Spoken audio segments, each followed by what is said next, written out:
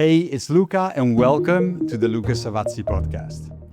So, let me tell you something that happened this morning. I woke up feeling a bit flat, just one of those mornings where you're not really feeling it. I've been working a lot lately. I've been taking steps, doing things that matter. I've been feeling energized and putting all that energy to work. But today, the battery was a bit flat. I felt empty. And so at some point, I was looking at a blank screen and I just thought, man, I just need to get out. And I actually did something about it. I got dressed, I put my shoes on, I put my coat on, I decided I'm going out anywhere. And as I was standing there at the front door with my coat on, ready to leave, another thought came in. Okay, but where am I going? And so I took my coat off again, I hung it up, shoes off. And while I was doing that, I thought, no, I want to get out. And so I changed back into my gym wear. I made my sports drink. And then, gym? Really? On a Sunday? Probably crowded. And there I am, standing in the hallway again, shoes in my hand, still wanting to go out, and still not going anywhere. And the longer I stood there, the more frustrated I got with myself because nothing was actually wrong. I mean, I had time, I had energy, and yet I wasn't leaving. And so that's when it became clear. This wasn't about motivation. It wasn't about discipline. It was something else. And that's why I wanted to have this conversation with you. Because these moments can look like laziness or boredom or a lack of interest, but most of the time, they are overwhelm in disguise. You know you want to move, but you haven't decided where yet. So every option stays open. And when everything stays open, nothing actually happens. You start negotiating with yourself. Maybe a walk, maybe not. Maybe just coffee, but where? Every option almost works, but none of them really lands. And the more you think, the harder choosing becomes. Not because the decision is big, but because you're trying to make the decision inside the moment. Now, this shows up in different ways. Sometimes you're low on energy, like I was, and choosing feels heavy, so postponing feels easier. And sometimes you're actually having energy, ideas, curiosity, momentum. You're not tired at all. You're just open, too open. Different feeling, same results. You stay where you are. And I notice this not just in myself, but also in other people. Sometimes it's a really small decision, going out for coffee or for a walk. And yet, in these moments, the decision suddenly feels huge. We circle back and forth in our head instead of just picking something and going with it. What often makes it harder is when people around us that mean well start saying things like, oh no, you decide, you do what feels right.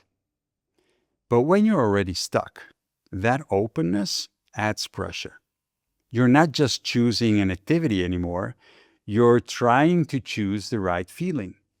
And in that state, thinking through pros and cons doesn't help. At least it doesn't for me. It pulls me straight into overthinking. Time passes, and later, the regret isn't about what I did or didn't do. It's about how long I stayed stuck trying to decide. And this is the interesting part. The problem isn't that you can't decide. It's that you're letting the moment decide for you. And the moment never decides in your favor. It decides that you feel stuck, frustrated, like the days passing without you in it. Because moments create pressure. And when no decision is made in advance, the pressure builds, hesitation turns into overthinking, overthinking turns into overwhelm, and that comes with a cost. Time drains away, minutes turn into hours, and before you know it, the day is basically over. And something else happens as well. Self-trust takes a small hit because you told yourself you wanted to go out, you wanted to do something, but then you didn't. And that frustration that you feel, that's not about the activity. It's about the pattern. It's thinking instead of choosing. It's negotiating instead of committing. And that's where self-trust starts to erode. Not because you made a wrong choice, but because you keep telling yourself you'll do something and then you don't. So no, I'm not saying that you should plan everything ahead in advance. And I'm also not saying that you should stop being spontaneous. This is about timing. Freedom is a beautiful thing, but too much freedom left to the last moment is often what keeps us stuck. Freedom isn't lost because we decide something ahead of time. Freedom is lost when the decision comes too late. Moments aren't good in carrying responsibility. Moments are short, they're noisy, they pull you in 10 different directions at once. So what looks like indecision is often just a choice made too late. Now, I know I'm not good in deciding in the moment, especially when it comes to rest, connection, or getting out of the house. So instead of blaming myself for that, I do something else. Like, here's what I do. I pick one recurring moment in the week. For me, that's Monday afternoon. Nothing magical or special about Monday. It just works for me. So every Monday afternoon, I block about 10 to 15 minutes to send 5 people in my contacts a message. Things like, hey, do you want to go grab a coffee this week? Or do you feel like going for a walk sometime? Or how about lunch next week? That's it.